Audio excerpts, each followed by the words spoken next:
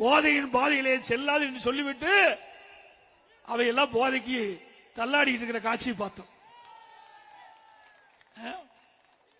அவர் தலைவர் சொல்றாரு, அவருடைய நிர்வாகிகள் என்ன செய்யறாங்கன்னு எல்லாம் டிவியில பார்த்தோம்.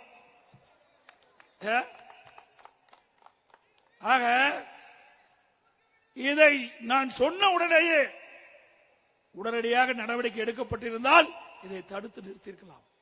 அதையெல்லாம் செய்ய தவறிய காரணத்தினால் இன்றைக்கு இளைஞர்கள் பால்படுகின்றார்கள், மாணவர்கள் பால்படுகின்றார்கள், பொதுமக்கள் பாதிக்கப்படுகிறார்கள்.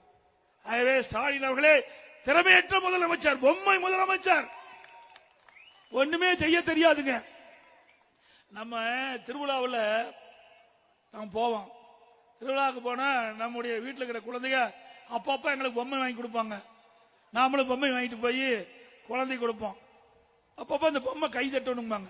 அப்ப சாவி கொடுப்போம், டக்கு டக்கு டக்குன்னு கை தட்டும். அது மாதிரி இந்த முதலமைச்சர்